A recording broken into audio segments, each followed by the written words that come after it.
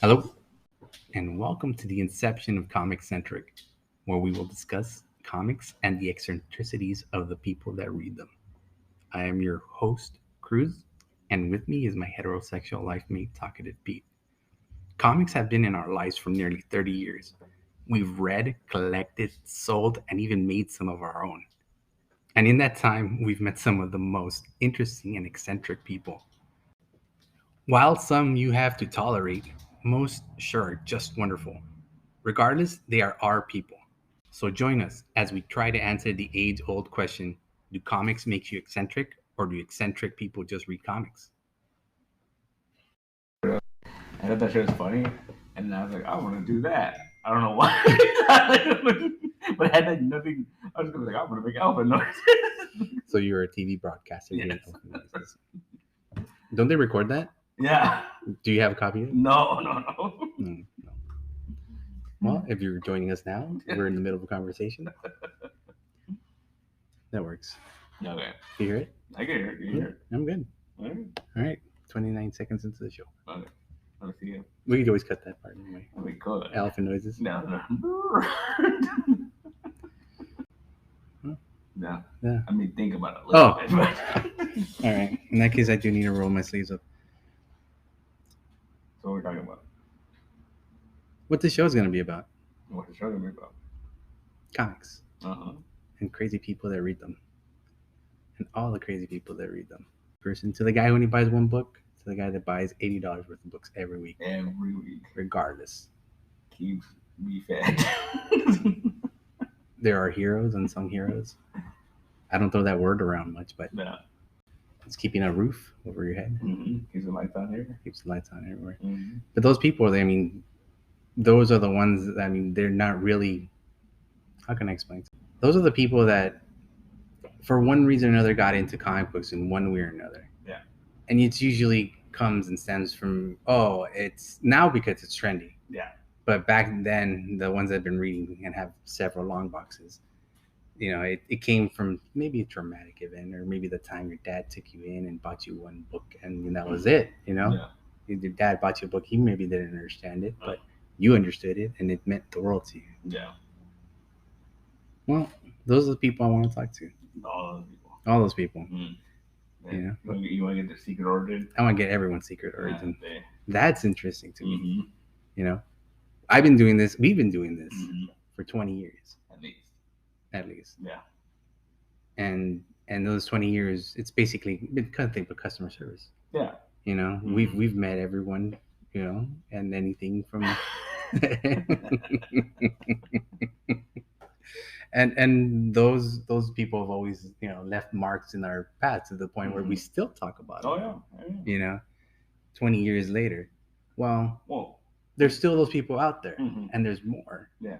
Well, the funny thing is there's variations of those people too. Yeah. Like, there's people that remind you of, yeah. Yeah. Like this guy has Asperger's, so, Yeah.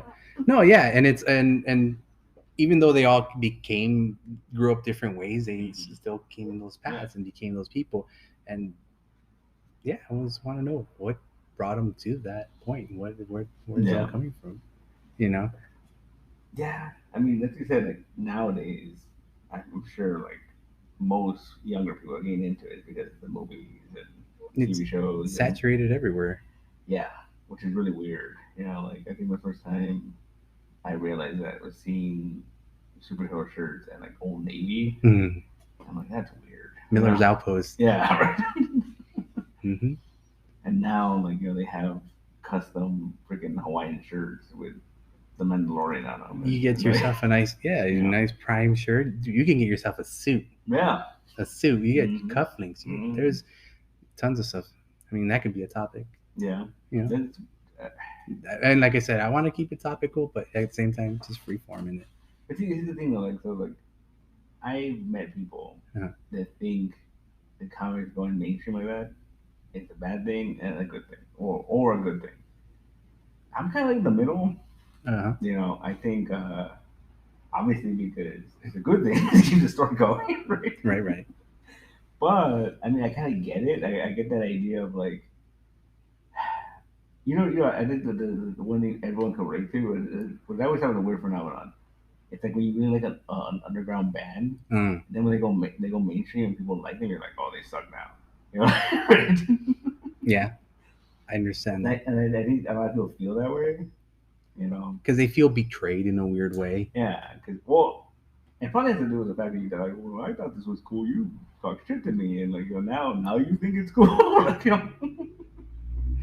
Right. Okay. Exactly. A comic book, same thing. Yeah. There was the time in my life where like, why are you wasting your money on that? Why?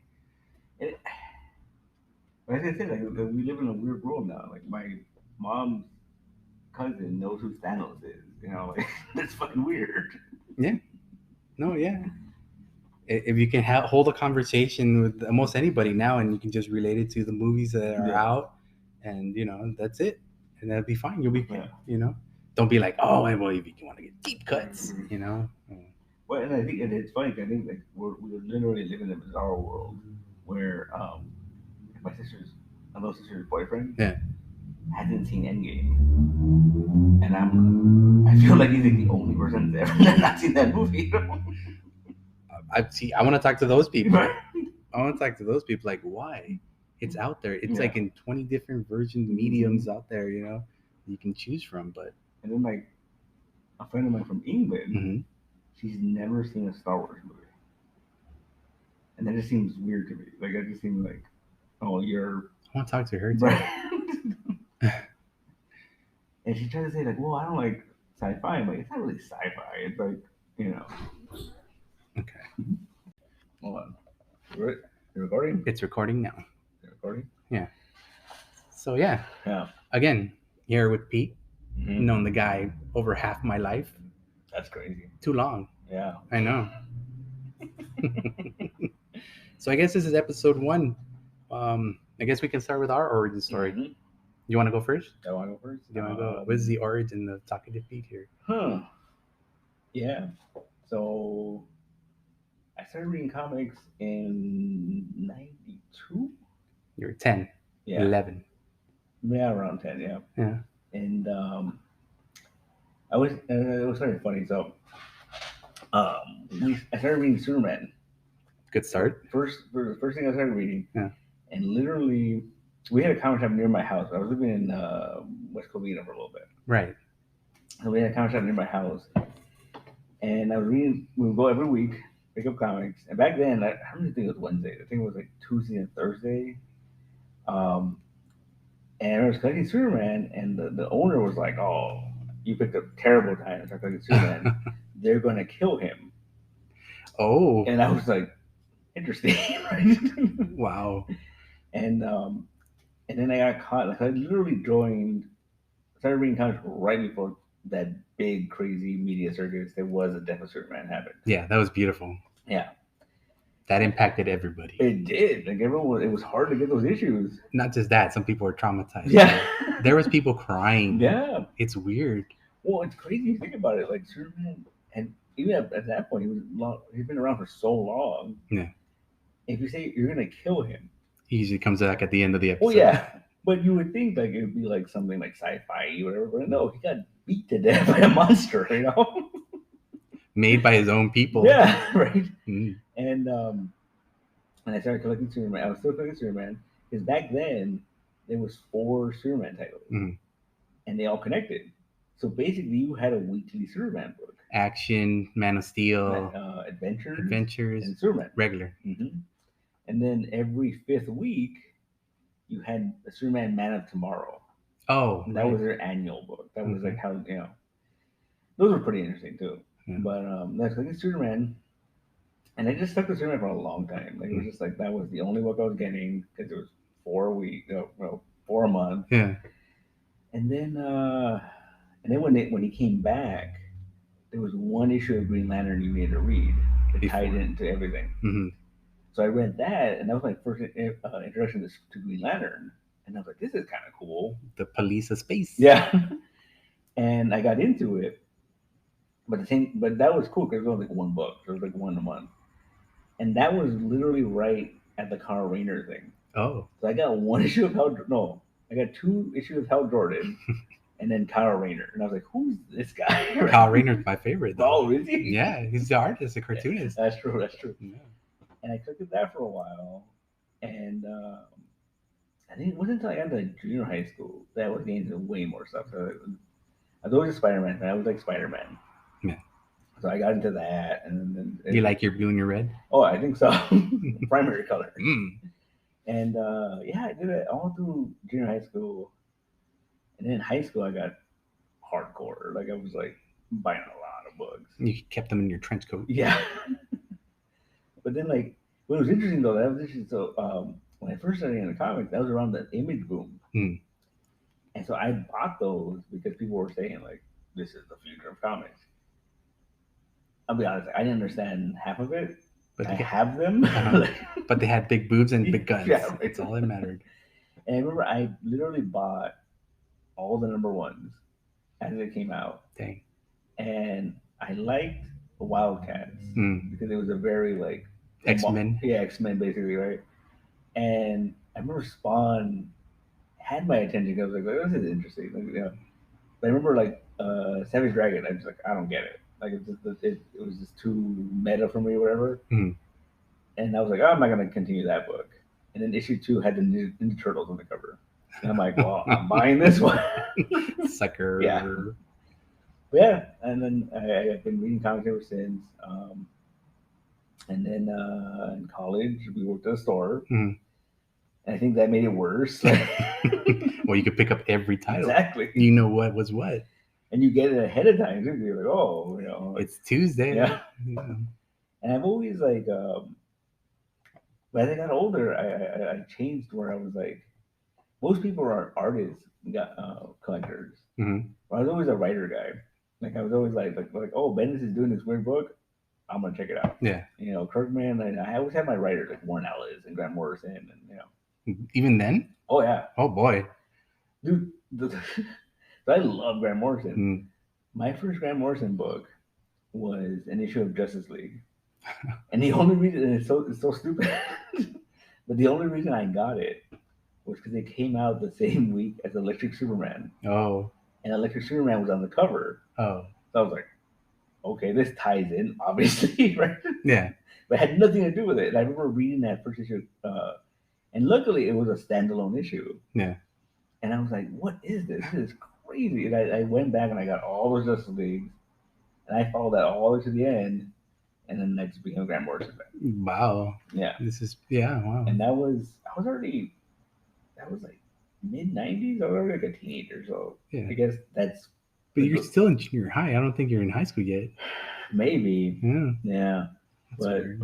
That's how I got into Grant Morrison. I just was like, and I just followed him ever since. And that's your eccentricity. You're fucking. Oh yeah. No, I like weird fucking comics, man. Like, yeah. Like we used to go to Comic-Con every year. Yeah.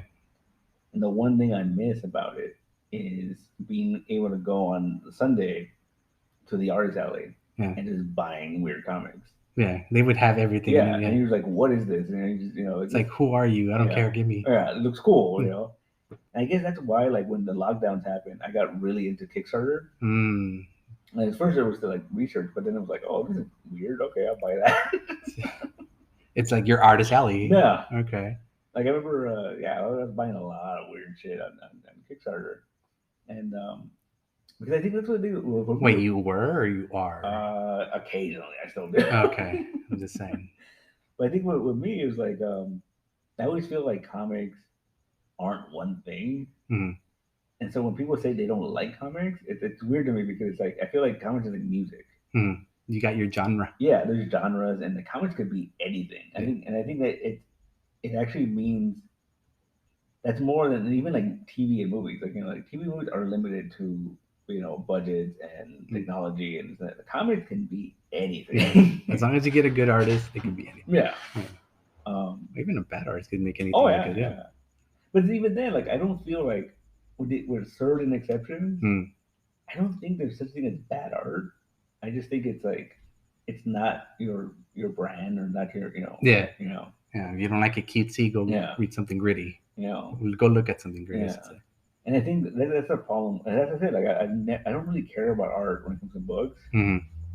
it's always like who's writing it, you know, and I've been like that ever since. Well, yeah, and I get it, because that's where the real storytelling is getting on, Yeah. But there's nothing like seeing some certain panels like just give you the Oh, action left and right. don't get me wrong. Like, obviously, art is important, Yeah.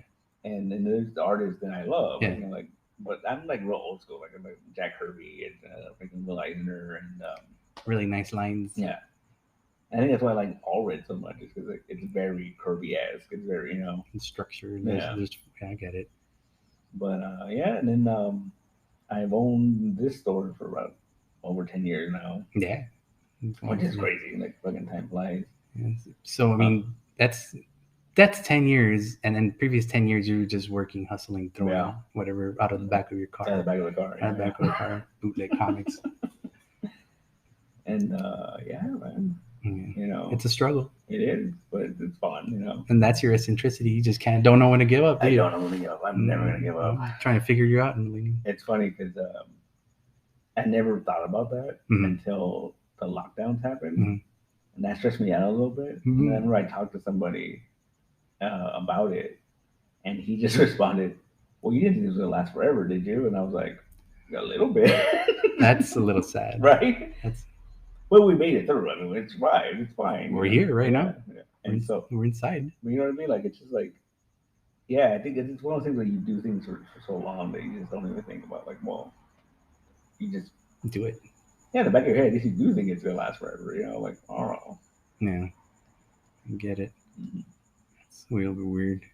But you get it. Yeah, I get it. I'm, Jesus. I'm sorry. I was thinking of the time too. It's like we're doing it for this long. Are we gonna still be doing it this long? Then, like you said, does it never end? It never ends. Like we're gonna pass it on to somebody, and and then we're just gonna look at it as like, we pass it on. Is it a curse or is it like is it a curse? Jeez. I mean, there's people that do that though. I mean, I think there's people that just like they do stuff just for the sake of doing it, though. Like just buy just for the sake of buying it. They're in that rotation. Yeah, like I remember, like I heard a story one time. This guy who worked at a store one day a week, and he moved over 200 miles away, and he still came in one day a week. That's a drive. Yeah, that's at least 3 hours. Yeah, like more. But I think it's like at the end of the day, like if you like doing it, it's not bad. It's not work. It's not, No, he's looking forward to those 3 hour drives. He's okay, I get it. But can he pick something closer to home? Maybe. No, why? I mean, there's tons of comic shops. Maybe It's true, but it's just. Oh, you know what? It's just hard probably to make friends with someone and get you a job in a comic shop. We were lucky. We were lucky. But like I said too, we've talked about it in the past. I think it's a routine thing too. I've had multiple customers move away, and I still send them books because they don't want to go find another place. Wow. See, that's an eccentricity in itself. That's weird. They're willing to shell out like shipping money for that. Oh, wow. Okay. Yeah. That's neat. So I think it's part of the routine, man. I guess. I never really had a comic routine. I mean, I did, I guess. When we were in college, we would go every Wednesday. Yeah. Every Wednesday. Without miss. I'd miss a class to go to go get our books. And then we get there and they'd be late. They would be late, But it's part I think it's what it is, though. Like the fact that comics come out on a regular schedule. Yeah. Oh, it's definitely that, because I have so many people get mad when they're late, when they're something's supposed to come out this week and it gets pushed back. Or when they moved DC to Tuesday. Yeah. And how much people didn't like that. Dude, it's funny too, because they did that, and I originally was like, I'm not gonna change it. Fuck that, right? Then I heard really the other stores were doing it. I'm like, all right, I might as well. Might be losing customers, right? Yeah. And there's only one guy that comes regularly on Tuesdays to get his DC books. Everyone else waits? Everyone else waits, or just don't care. It's like that's weird. But it's just like it becomes part of your thing, and like that Wednesday routine. And totally get it. Because I think if it was more than once a week, it just kind of becomes like because once a week it makes you feel like you have to go. Yeah. You have to go. And even then, like I think like there's people that like don't come on Wednesday. They come on Thursdays, but they come every Thursday. Like it's just their routine. Yeah, it's just part of the routine, man. I get it. And then those people that wait till Saturday and come and they're like, "Where's the books?" And like, "We're sold out." Yeah. Until it's fun. That's good. Well, that's an interesting story. And that's how you ended up here, huh? Yeah, apparently. Oh boy. How'd you get into comics? I don't have as cool as interesting as the story as that. But I mean, my thing was like, oh, he can't read. He needs to read more. Yeah. And I was like, I don't like reading books. Books give me a headache, too many words together. So they said, comic books have words in them. You like pictures. You like to draw. Since a little kid, doodling and everything. So got a couple of books, from the $1.50 bin back in the day. Superman was in there. There was a Ninja Turtle one. It was just random books. No real structure, whatever. And started reading those. Pretended I was a good reader at those, so they got me more. Eventually, well, he looks like he's okay, so they stopped getting me comics. So I had to find my own ways of making comics. I started doing my own little sketches and comics. I obviously knew superheroes, so I would look at the comic and I would try to draw the pose. I'd try to draw, even though it looked lopsided or whatever. I didn't care. But to the point where the family would go to like a picnic, and I'd be in the corner just drawing. And that was me. As far as comics went, they were in and out of my life through the whole time. Growing up where I did, they really didn't see the value in buying the comics. So I had to make my own. I had to actually steal some. I would go to XX store and be like, yoink, yoink, yoink. I'm sorry. But that's how I got my comics. And that's how, for a while I was doing that. And then I started earning money, and then I started buying comics. And it still wouldn't be like structure or anything. The first, actually, around the same time, I got all those Superman. Or the Death of Superman. But collected everything. I even started getting some of those Justice League tie-ins and all that. But this is when my first blow with women's happened. Oh, no. Yeah. This girl that was friends with a person that lived behind us asked to borrow them. Oh, you never do that. Never do that. I was a sucker. I lent her everything. Everything I had for Superman, I lent it to her. The Death, the 4 books, all the tie-ins, I lent it to her, and she took it. She said she would be back, and she never came back. And if you're listening, I want my Superman books back. I learned that the hard way very quickly.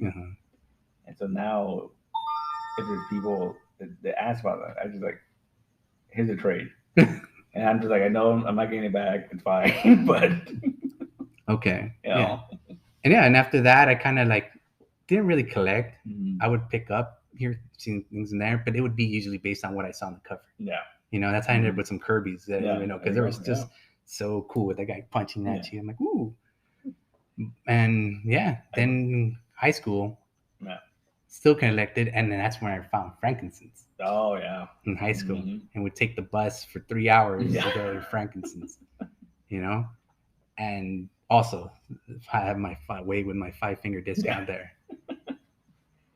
The thing I still love about frankincense, it puts me out now, but I still love when frankincense was a kid.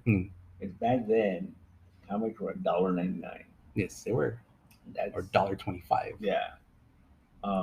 You can go to frankincense on a Wednesday and get brand new comics for $1. Oh, they were on sale. Yeah, and that was the best. Can't do that anymore. No, well, see, I wouldn't know because I wouldn't go on Wednesday. I would have to wait till Saturday. No, I went. I was like hardcore. I've been hardcore for a long time. Yeah, you have. It wasn't until we actually started working in college at the comic shop over there that I actually started buying more and learning to streamline my stuff and learning that there was such a thing as an independent comic. Oh yeah. And as soon as that was like, oh, I think this is more me. Yeah. Because there's no long story. There's no long con. They're all kind of centralized small stories. You don't have to go. Some of them get pretty deep. Some of them go off the rails. Yeah. And mainstream comics weren't really doing that. They kind of had their structure. And I was okay with it, don't get me wrong. But yeah, independent comics around that time kind of just took over my life. That makes sense. Yeah. Which is funny because like I got introduced to independent comics through Marvel. Oh. Because when I was in high school, Yeah. maybe all my friends that read comics read X-Men. I was never an X-Men guy. I tried and it just didn't appeal to me. You don't like racism? Well, yeah. It never appealed to me, and I also never understood why people liked Wolverine so much. Yeah. He just was like, oh, okay, whatever. Yeah, thing against Canadians? Yeah, right. But I never, and then the only X-Men book I was collecting was Generation X. Yeah. Because it was like, oh, this is the new kid. It's edgy. And it's very 90s. And I think it's like Chamber, like I was like, oh, he looks cool. I don't know what his deal is, right? And so I was collecting that book, and then at one point I was just kind of like not really into it anymore. I was still getting it, and then they did this annual by Jim Mahfood. Oh, and I was like, what is this? Right? Blue and yellow. Yeah, and I'm like, what is this? And then I just read through that. I'm like, this is so freaking cool. And I went at that point. I think the Clerks comic was already out. Yeah. And I went and bought the Clerks. I hadn't seen the movie yet, but I bought the Clerks comic and like, oh, that Mahfood guy drew this, cool. Yeah. And that was like when I got into independent comics. Ani Press, yeah. Ani Press, yeah. Oh, that's interesting. Yeah. No, for me, when it came to independent comics, there was those Clerk ones. Jim Mahfood definitely. I mean, that Generation X one I didn't get till way after, but it was great. Yeah, it was fascinating. But I already had those Clerk ones because they were out at the time. Yeah, that's weird. The Clerks are interesting because like it's Jim Mahfood doing the book, but I think like Art Adams did one of the covers, and I think one of the Hernandez brothers did the first cover. Yeah, that's more the other board. Yeah, that's so weird. I mean, I guess at the time they were like a big name that I mean, they still are a big name, but I mean, you know what I mean? Like I think at the time, like it was probably at a height, and like, oh, let's get him do the cover. Like I didn't read Love and Rockets until maybe 10 years later. Like, 10 years. Let's say 2008, 9. Yeah. So I actually like, whoa, this guy's local. This guy's from around here. I didn't know that. That's another thing. That's when we started noticing local people, and we said, hey, maybe we can do something. Exactly. Remember that? We tried it. We had a website. Yeah. We did panels. Yeah. It was fun. It was fun. Whatever happened, I don't know. No. We should check the Wayback Machine. See if it has it on there. It might be. Right? Oh, yeah. I'll do that. Maybe. I kind of want to do that now, but I'm not going to because we're talking. But, yeah. Well, yeah. I mean, you cut this part out. That's fine. Yeah. But I don't know, man. I think I think it was. I think I told you this. Like when the lockdown happened, and I had to go to the store, and I had to like, Diamond wasn't sending anything, and I remember it hit me for the first time that like this was the first Wednesday at that time in like 27, 28 years that I didn't have new comics. Oh, and you're breaking my heart. Yeah. But it was weird because it was a weird realization that, like, at that point, well, still now, but at that point, I realized comics had been in my life longer than they hadn't been. And, like it's my oldest relationship, right? Exactly. Yeah. And I mean, I don't know. Like, I don't really, and it's funny because I don't really collect anymore in the sense that, like, I collect random things. Like I don't collect as much as I used to. I read a lot. I read a ton of stuff. Well, yeah, you got an arsenal here, yeah. But I don't know. I think you get older, it's just kind of like, you like what you like, and Yeah, like I said, I only read variants. Yeah, there you go. It makes it easier for me because if I didn't do that, I'd be picking up every other thing. A ton of books. Yeah, and there was a time, that's all would come out with an $80. I was. Oh yeah. And I think it's like I said, man, the comics, it's something for everybody. Comics will break your heart, kid. It will. Like I always tell, the way I tell comics people have never been in comics. So most of the time, it's because like, oh, I just watched X movie and I want to, and then I want to tie it into my life. And the interesting thing is that I found that's an interesting way of selling comics to people. People are like, I want to get into comics, but I don't know what.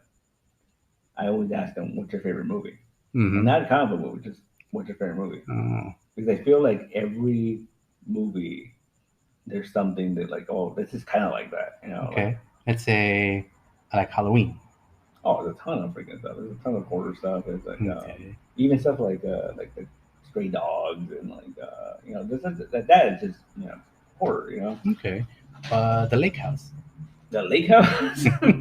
Oh, we gotta get some Omnipress stuff at that point, right? Some Serena Valentino stuff. Oh, what's it called? That Brandley O'Malley one. Seconds. Oh, a second. Yeah, that's kind of like housey, right? It's ghosts and it's a love story. Yeah. Okay. Jeez, you're right. There is something for everybody out there. Yeah. So that, I mean, like you said, something for everyone out there. Yeah. Why aren't more people reading? I don't know, man. And then it's weird because we've talked about this before. That like it's cool to be into comics now. Yeah. But it's also like there's moments where people are real douchey about it. Yes. Which I never thought I would live long enough to see that. You know, like I remember. Okay, weird story. So I remember one time there was this guy when I was in junior high school. Right.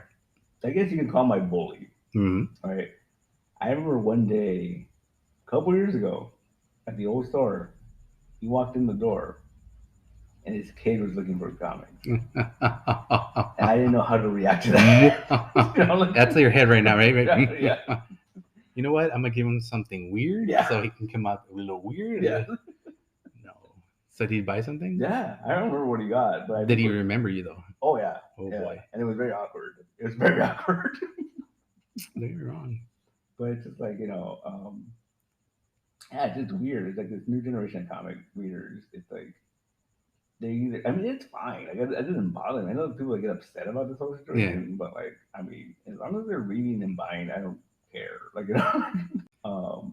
But it's just this weird new generation where, like, you know, they're watching movies, they're watching TV shows. Like, I don't remember what the number was, but it's something ridiculous. Like the percentage of movies and TV shows that are based on comics is so freaking high right now. Yeah, based on the graphic novel. Yeah. I remember someone messaged me the other day because that DMZ show is on HBO Max, and they're like, "Why isn't the DC section?" I'm like, "Because it's a comic book."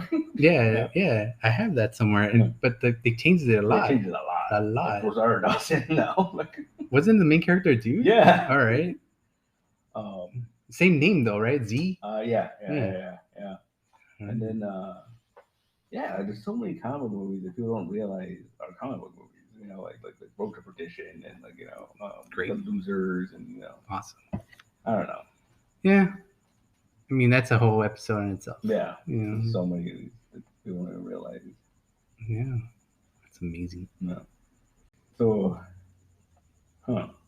yeah, that's origins of Peter Molini. Yeah. And his weird eccentricity ways of can't stay away from comics. Stay away from it, man. Can't stay away from it. But I mean, like, it's just, I don't know, man. I love the genre, man. I do. It's a quick escape. Mm-hmm. You know, you get out for a few seconds out of your own head and into some pages. Yeah. And it's fine. Yeah. As long as you don't stay there, I think you're going to be all right. That's when it gets dangerous. That's when it gets dangerous. Yeah. Well, it's like that whole thing right now. I actually saw like what's their names? Oh, crap, I forget. But Lord and Miller, they the producers of the Spider-Verse and all that. Yeah. They're upset right now because the Academy Awards said that animation isn't adult. No, it's not.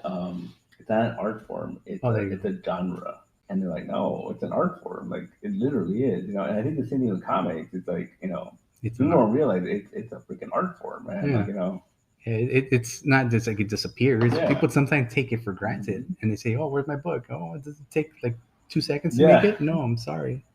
And then the other thing people don't realize too, like other than like jazz and shit, like I think the only art form that we've created as America, as a country, like. Yeah. See, and jazz is all improv. Yeah. For the most part. But it's an American art form, like it's just like I shouldn't say jazz is improv, because it's not. I mean. But yeah, there's a lot of that. Yeah.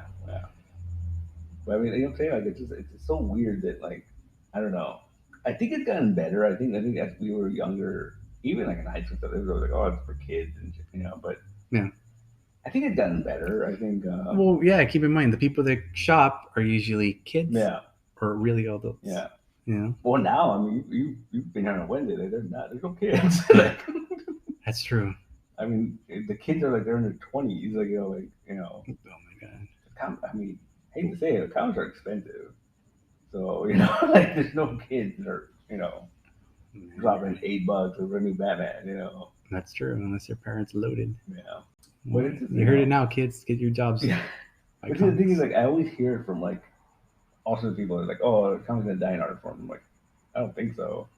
And they're like, oh yeah, it's gonna go away because media, digital, blah blah blah. Like, they still make records. Yeah. The difference is like, okay, if you told me that there'll be no more print novels, cool, that makes sense to me because it's easier to read it on your phone or tablet, or whatever, right? Yeah. Comic books are collectible. Yeah. That's the point of it, No, yeah, no. Put it this way: they have books now that they have special editions, Yeah. with sides, very sparkly, whatever. Yeah. But it's all just so you can buy it. Mm-hmm. The same thing is inside that you read in the previous version. Mm-hmm. But it's the collectability of comics that's going to keep it alive in some form or another. Yeah. Because it's just like, don't get me wrong, digital comics are cool. Yeah. It's really nice to see that art in HD and all that stuff, but it just doesn't feel right, man. Yeah. Like I'm just used to the texture. You got to need something tangible in your hands. Yeah. And another thing is, the guy that has it on his tablet, if it someday the internet goes away, he's never going to read that book. Mm-hmm. You are going to be at least by candlelight. There's time now. There's time. That works. Some boy could be like. And now that there's time, it's time to go. Yeah. All right. And in that note, we're out of time.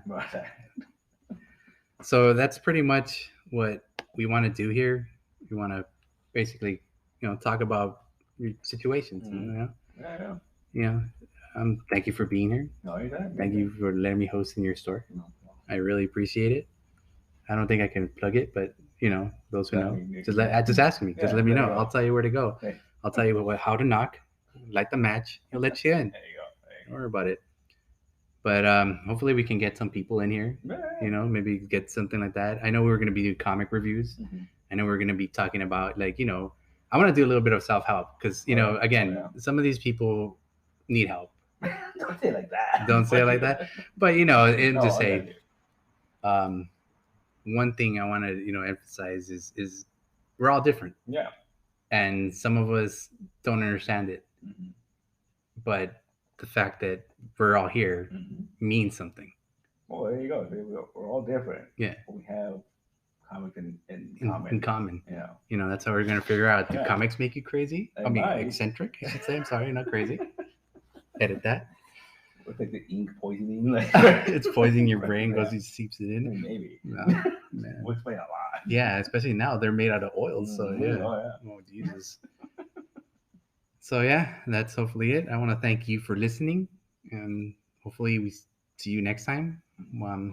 Hopefully next time we just keep it simple. We just This is simple. This is simple. This is an origin story. How more simpler do you got? You got to call outside. You got to say Oh, I gotta say something on the end, right? I don't know. Are you? I don't know. Just be careful though, because if you say something and they like it, you have to say it all the time. All the time. All the time. Okay. No pressure. No pressure, right? No pressure, but I want you to come up with an iconic closing. How iconic does it have to be? It's pretty iconic. It has to be your Excelsior. My Excelsior. Or your enough said. Well, why? We're all comic-centric. That's true. So I'm just ending that way. It's there you go. Oh, always did that. Yeah, we're all comic-centric. There you go. Welcome and thank you for listening for ComiCentric. You can whisper, you can do that. Why? Because we're all comic-centric. There you go. That's creepy. That's creepy. So yeah, I'm gonna have to edit this part out also, right? We could. You don't have to. No, I have to. Well, it's my first episode. Yeah. I can do whatever I want. Do whatever you want. Yeah. You want to talk about sandwiches? We can talk about sandwiches. Can we? Yeah. Next time we talk about sandwiches. Thank you again, and have a good day, night, afternoon. This is the weird thing about podcasts, because you can't assume when they're going to listen to it. It's like, good morning, Vietnam. Yeah. I don't know. Maybe they're not in Vietnam. We could say have a good one. Have a good one. There you go. Be safe out there. Yeah, there you go. Go for it. I love you. No. Do you though? No, I just met you. Yeah, exactly. So there you go. One more time. Ready? What? Say goodbye. Oh, bye.